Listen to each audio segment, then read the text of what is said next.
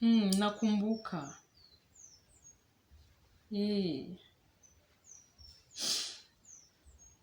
Nikuje sahi? Hapana mama. Hapana nisaidie kabisa.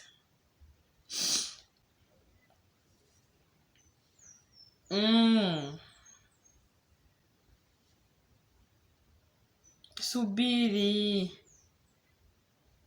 Okay. Ila hutaki kunisubiri, acha nikushauri.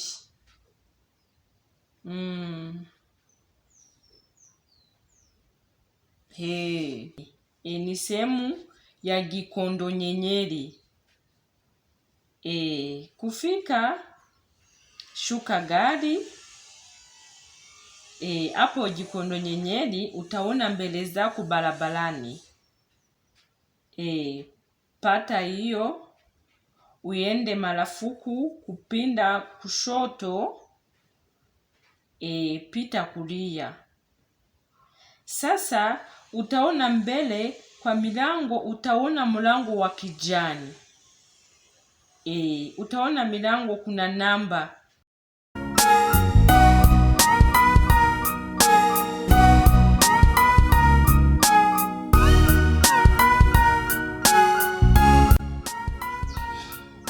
Dina, ubwo nukuvuga ngo ngiye ngenyine. Ihangane nese ko nakunde sizindi gahunda. Ariko nje numvaga tujanye nari kubona uburyo bwiza bwo kubesha mama. Oya, ntabwo ari ngombwa ko twajyana. Kandi nawe wabyikora wajyana na mama wawe, ni ibintu binagaragara, ntabwo ari ngombwa ko twajyana.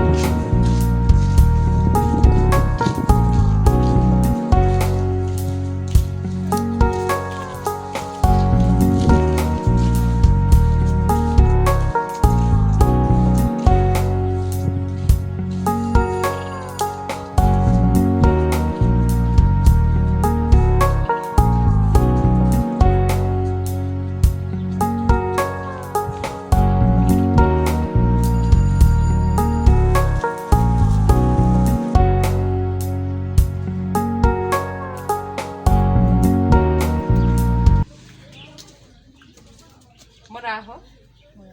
Aha ni ho kwa Liza. Liza, okay. Hapa nja kwa Liza.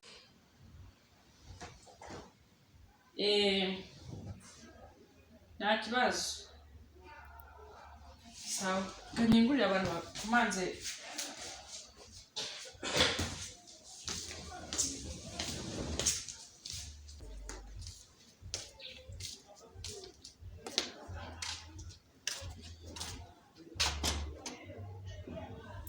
Karibu.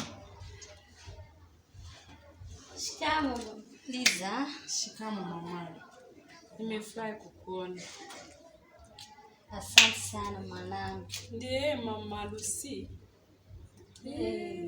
Wow.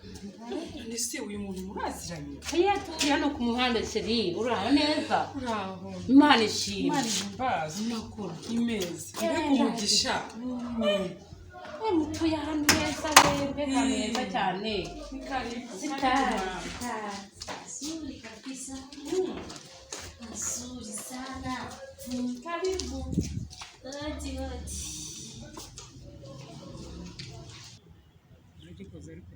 Ahubwo se waje natwe tukajyana muri izo gahunda. Hanyuma bakomeze bansekaseka ngo ndi kuvuga nabi Kinyarwanda cyane. Mwanangu unafanana na Lucy, nilikuwa nafurahi kukuona. Lucy alikuwa ananiambia kuna msichana mmoja wanafanana kabisa, nikasema msichana wanafanana. Nafurahi kukuona kabisa. ariko se ninde uguseka? Ngiye nakubwiye ko nzajya nkwigisha kandi ntabwo umuntu avuka rimwe ngo ahite amenya ikintu. Ntabwo ahita ubimenya ako kandi bizagenda biza. Ni hafi? Yego ni hafi, ahubwo nawe mu kanya arabaje. Okay. Tuje.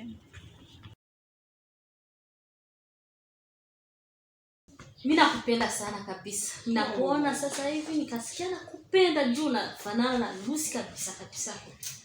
Asante sana. Na mimi nimefurahi kuona. Ndio kabisa. Oh. Watu ndio rafiki yako. Huyu ni rafiki yangu. Rafiki yako. Uyu mama nyine ni mama w'inshuti yanjye.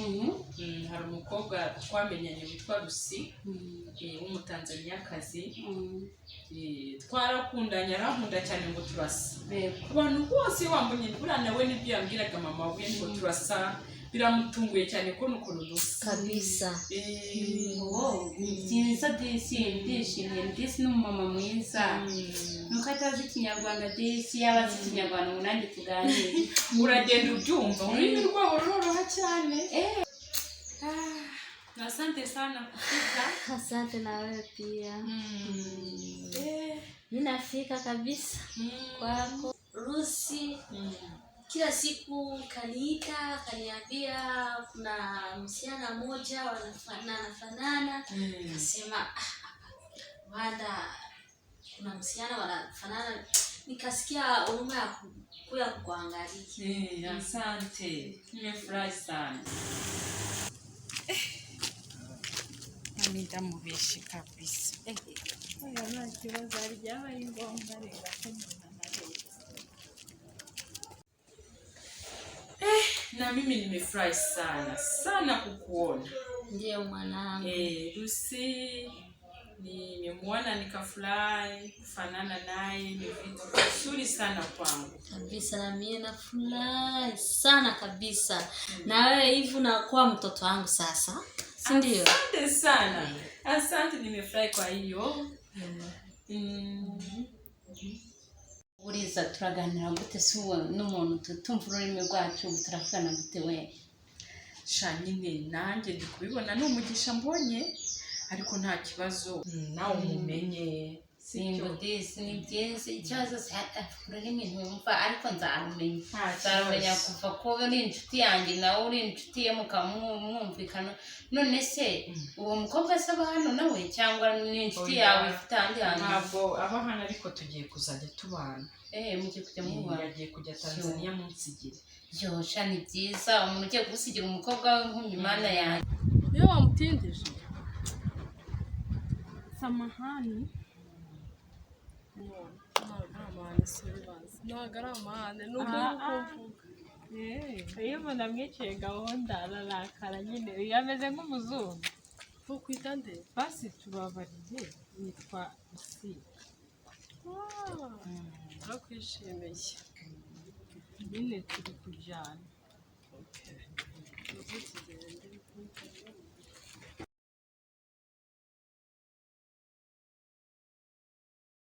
Yo urashaka kunyakira ariko mana nawe ukunda kwakira abantu. Mana yanjye umuco wa kera rwose, ariko ngiye nta kibazo. Anigeza n'amazi nta kibazo. Oya se uko ariko nuriyambiye amazi abashyitsi bose si umuntu yabakiza amazi. Ariko mana yanjye amazi rero kambaho ikintu gihari. Nta kibazo cyangwa icyo mbahitiramo cyangwa tuyitiremo amazi sinzi ka kantu nakundaga. Tuyitiremo.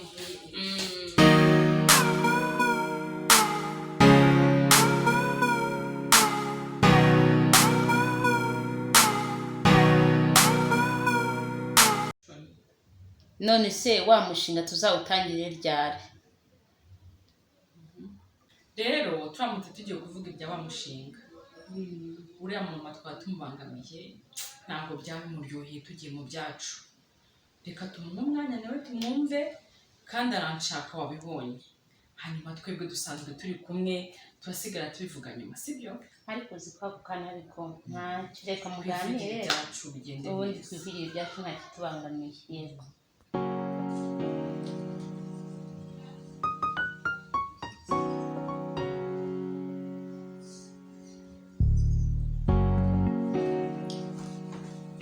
Tunasirika.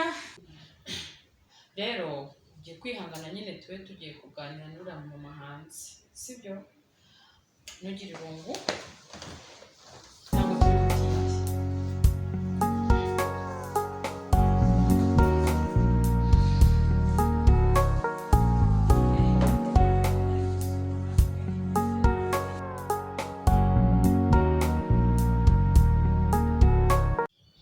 Sasa Liza, ninajua Kinyarwanda. Unajua Kinyarwanda? Mimi najua Kinyarwanda. Unadanganya. Jua kabisa.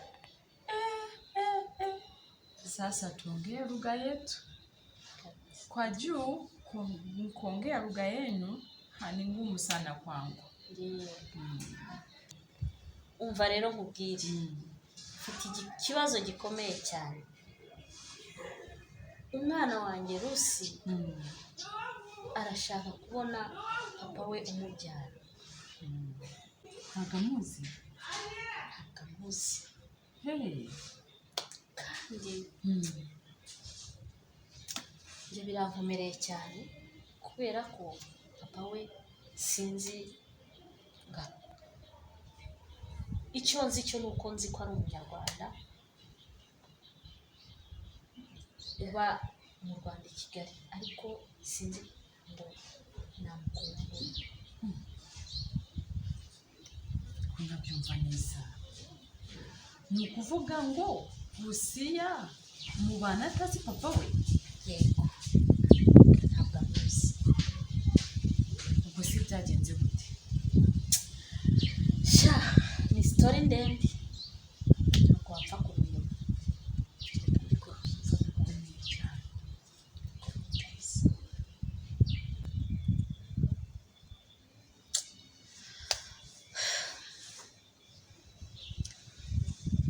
Nuko rero Liza, ubu ikintu cyatuzanye urabona ni uko Rusi yansabye ko tuza gushaka papa we umubyara. Ariko ni story ndende kubera ko ubu sinzi amakuru ye, sinzi uko bimeze. Umva ukuntu rero byagenze. Yaraje nyine kumwe baza bakahamara iminsi noneho murakundana. Bwarahageze hashize igihe nyine tuza kumenyana ko ngewe niberaga aho hafi ku muhanda nicururiza utuntu tuza kumenyana nyine. Disi bijya bibaho abantu baragenda bakajya mu kazi cyangwa se nk'ibyo byose ku rugamba kubera ko kuhatinda bagakundana n'abantu. Ubwo nawe ni uko byagenze? Cyane uko byangendekeye, ubwo asaba ubucuti buza kuba mu rukundo nyine bigira ngombwa ko bigera n'aho duhura turaryamana antera inda ya Rusi. Nyuma rero hamaze kuza amahoro ibisambo birangiye bishize barataha. Birumvikana. Nuko muheruka sinzi amakuru ye, sinari nzi ngo akomokaho bya nyabyo, ntabwo nigeze mbisesiramo ngo mbigeze kuko ntabwo natekerezaga ko yanataha. Nuko byagenze rero. None se kugeza mbyaye Rusi, icyo gihe umaze kubona yuko utwite ntabwo wamuhamagaye ngo umubwire? Ariko nawe ubu se kera habagaho ibintu by'amatelefone koko? Kera nta matelefone yabagaho, kireka kwandika inzandiko cyangwa se ugafata imodoka ukajya gusura, kandi sinari nzi aho njya kumusura. Kumva bitoroshye. Byoroshye. None se no muri abo bantu bose barazanye nta n'abandi baje ngo ube washakisha umunyamakuru wenda wandika urwandiko wohereze? Ashwi gusa nari bumenye ngohereza he ko n'ubundi naho nzi ngo ni Kigali mu Rwanda, nzi izina rye gusa sinzi ngo yaturukaga mu yihe ntara, sinari nzi ngo bimeze gute, nuko mbizi. Ndumva Rusiya yararenganye, uzi ariko gukura ukangana kuri utagira papa wawe. Buriya hari ibintu byinshi nk'umurenganye, hari ibintu byinshi cyane uba ubuze mu buzima bwawe utareba papa wawe kandi ubizi ko abaho. cyane kuri ni ikibazo gikomeye ariko nanjye ubu birankomeranye wumve ko ni ikibazo kinkomeranye.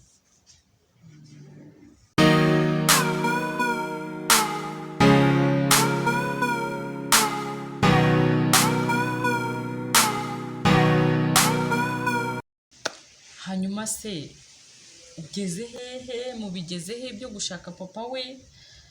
Urabona hari akanunu, hari agashweshwe wenda kuzamenya papa waho akomoka cyane kuzi n'amazina ye?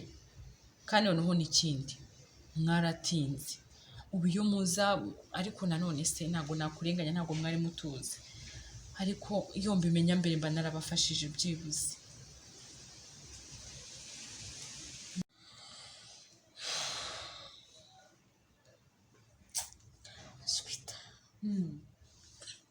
Byagenze gute se kugiye kurira kandi noneho? Namajije kumenya amakuru ngo oya we.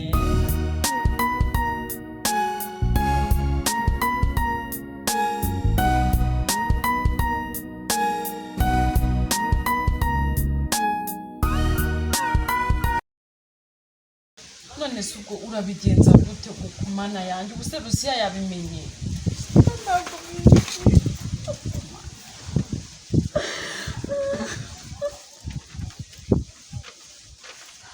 None se ubwo ngubwo reka rero duhamagare Rusiya tumubwire. Umwana yaje aje gushaka umubyeyi none ngo yarapfuye kuko. Basi sorry Paul. None se ubu tubigenze gute se? None se reba ngo washakaga no gusubirayo, ubu se mwana yanjye. Basi se wagezeyo cyangwa n'umurago wawe amakuru gusa? nyine umuntu yampaye amakuru ambwira ko n'umuntu nagiye nyine ndabaririza nza kugera ku muntu umuzi nuko ambwira nyine ko byarangiye umuntu uzi icyo mbona nuko bigenze. Paul reka nkubwire, reka tubibwire Rusiya sibyo? Oya tuzi umutima. Umwana wanjye yandapfa ntabwo nshaka kubabaza umwana wanjye. Mana yanjye kuko ibigeragezo kuki binjeho koko. Umva nkubwire ukuntu bigenza sibyo?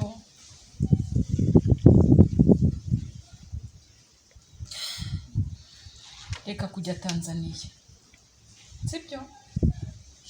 Hanyuma uze hano mbe nguhaye icumbi, kuko Rusi yari yambwiye yuko mufite ikibazo cy'uko amafaranga yashize. Hanyuma muze mube hano mu rugo ngerageze kugufasha, basi tugende tugire aho hantu Rusiya basi abone abavandimwe, abone ku nkomoko sibyo? Ararira yihanagure, turamufasha nta kintu ari bubi sibyo?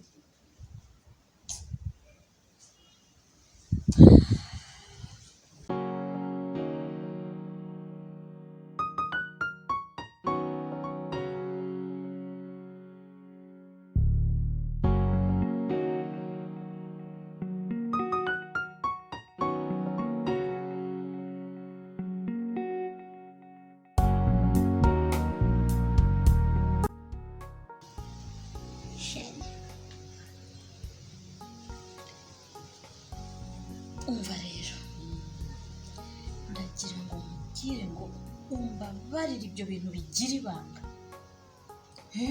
Rusi ntazigera abimenya na gato. Ikindi kandi ntazigera amenya ko nzi Ikinyarwanda. None se Rusiya waretse bino bintu tukabimubwira? Oya ushaka kumbabariza umwana.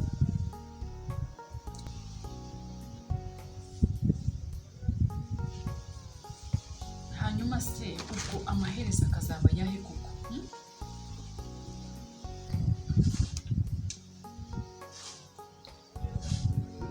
Ubu nanjye ntibiranyorohera kubyakira. None ngo tubibwire Rusi, ahubwo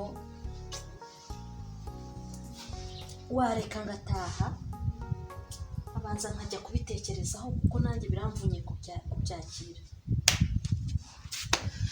yewe ndumva bitoroshye. Ntabwo byoroshye na gato.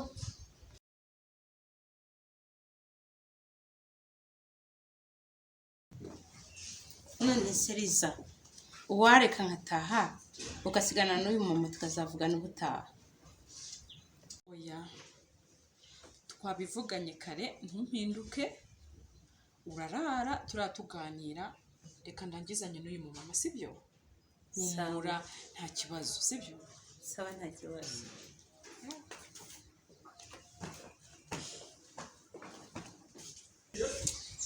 None se uriya mukobwa ntiyamenye ko nzi kuvuga ikinyarwanda? Oya, wibitindaho, uriya nta kibazo cye, nta nubwo abazi, ariko nta nubwo yabyumvishije, aje tucecetse. Humura. Nta kibazo. Hanyuma rero umbabarire, ibi bintu nakubwiye nakomeje kukuyanangiriza, ukomeze ubigire ibanga, fasha ubigire ibanga pe. Ndagerageza. Waba unkoreye pe. Rero ibyo byo kuncumbikira ndabona bitahita bishoboka, reka ntahe njye mu rugo mbanze nitekerezeho, nzakubwira nyuma. Okay, nta kibazo pe, uri umuntu mukuru, ndakubaha pe, genda nawe ubitekerezeho kandi Imana ikomeze kugufasha, ukomeze kubyakira. Buri Imana nyine iraza kutubwira icyo tuza gukora, ariko njyewe icyifuzo cyanjye kwari ukuza ukaba uri hano nkagufasha kubibwira Rusiya, hanyuma akaza kwifata, akamenya uburyo kiyifata turi kumwe nk'ababyeyi, sibyo? Kuko kumusiga aha wenyine ibi bintu nawe akazabimenya, azagira trauma. Oya, mbabarira ubyumve, reka ntahe nzagaruka.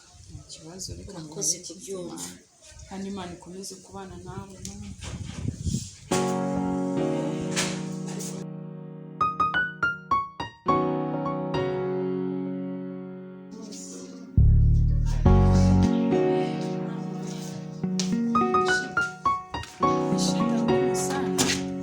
Kabisa.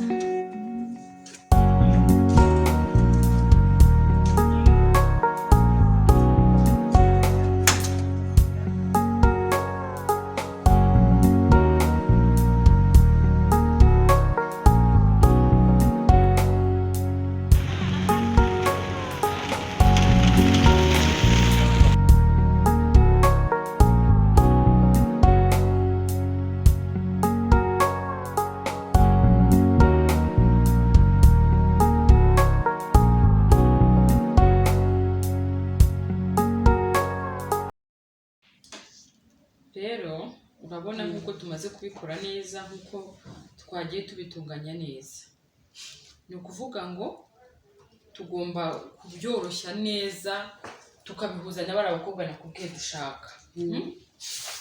Tukabikora ku buryo tubona abakobwa baringaniye, ntabwo nshaka ibidumbari, ndashaka byibuze tubonye abakobwa barebare mu kuntu kandi baringaniye. Nibwo udoda umwenda neza, ukawuha design neza, hanyuma ukawumwambika. Kandi twebwe tugiye gukora modeli nshyashya, modeli nshyashya, kandi wowe urabizi cyane mwebwe mudodera mu mujyi. Noneho rero ikindi tugomba kumenya, nze mbikwereke neza hano. Ndabibona. Hano twagiye tugerageza kwerekana izi modeli zose uri kuzibona. Tugomba modeli kuzikora mu kwezi zikaba zirangiye. Abadozi bo barahari, ariko abamodo nibo dushaka, kumva, kugira ngo bigaragare neza. Ndagira ngo rero ibi bintu abe ari byo witaho cyane. Gusa harimo umukobwa umwe nabonanye n'undi mukobwa w'inshuti yanjye, uriya mama warayivuye hano nimugoroba, afite umukobwa ari we ugiye kuza tukabana. Umukobwa w'inshuti ye naramubonye, Imana yanjye, ni mwiza, ni mwiza cyane. Byavamo umwambitse, byavamo byavamo buriya sinzi nari namubwiye ngo aze ariko ndabona ngiye kugenda atarahagera. Hari ikanzu nashakaga kumwambika kugira ngo turebe iyo nakoze ejo bundi. Hanyuma se ubu ntitwatangira ku bakobwa 5 byibura umuntu agashaka abakobwa 5 b'inzobe niyo yaba ari igikara cyiza, inzobe, imibiri yombi. Yego abantu bose baramaje, umuntu uringaniye, umuremure, abantu baramacinga niyo bashobora kugukorera neza business ikagenda neza. Ndumva nta kibazo, reka mbyiteho noneho nshaka abo bakobwa tuzajya dushyiramo na ziriya modeli ubonye dukora mu mujyi, ubonye ko nazo nta kintu zitwaye. Ariko cyane cyane harimo guhimbwa izindi nshyashya, twahimba n'izindi nshyashya. Abakobwa banjye nabonye bari kubikora neza, aha hose harimo amamodeli, amafoto. Ni ukuvuga ngo ufata ifoto y'uwundi mwenda ukawuhindura uburyo bwo gukora made in Rwanda nziza. Ugiye gukora made in Rwanda ushobora kureba ntumenye neza ko ariho yavuye mu Rwanda. Yego rero ako kantu rwose niko kanze ndebe kuri umukobwa azi, ariko n'abatinze nabwo twareba ubundi buryo tubikora.